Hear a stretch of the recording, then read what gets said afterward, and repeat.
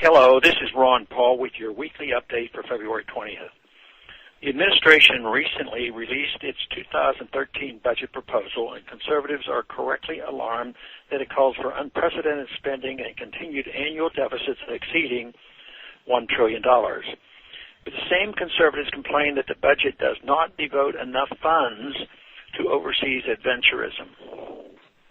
I continue to be dismayed that in spite of our economic problems, most of those who call themselves fiscal conservatives refuse to consider any reductions in military spending.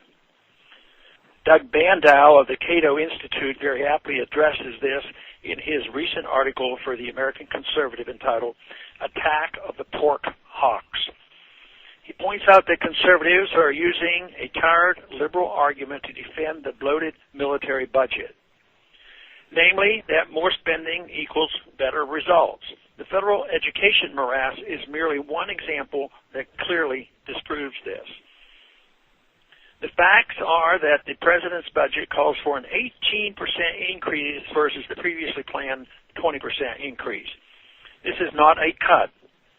Yet Pentagon hawks continue to issue dire warnings that this draconian decrease in proposed future spending will seriously threaten our national security.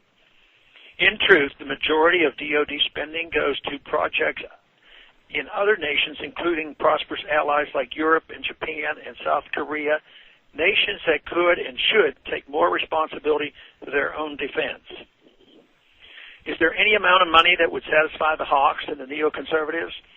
Even adjusted for inflation, military spending is 17% higher now than when Obama took office.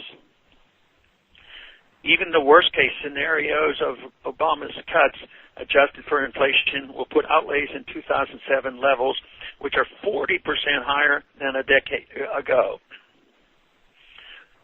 Our total spending on overseas adventurism and nation-building equals more than the next 13 highest-spending countries in the world combined.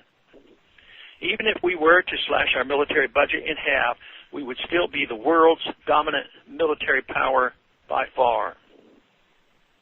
In reality, the military-industrial complex that President Eisenhower warned us about has become every bit the voracious monolith he feared. It wastes as much as any other arm of government, if not more, because it knows it can depend on unlimited blank checks from a terrified Congress. Mr. Bandow concludes that America is more secure today than at any point since World War II, and that military outlays should be reduced accordingly. We should, Mr. Bandow argues, stop garrisoning the globe, subsidizing rich friends, and reconstruction poor enemies. Instead, it's about time Washington focused on defending America and its people.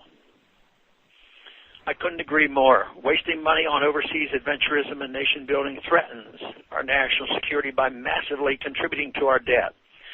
Both welfare and warfare spending are tipping our economy into a serious currency and debt crisis. We can afford no sacred cows in our budget. Only now we have to look at the violence and the civil unrest in Greece and ask, is that the sort of security we envision for our nation's future? Thanks for calling this update. A new update is placed on this number, 888-322-1414, every Monday. The written text can be found on my website, www.house.gov/Paul, under the heading Texas Straight Talk. Thanks for calling.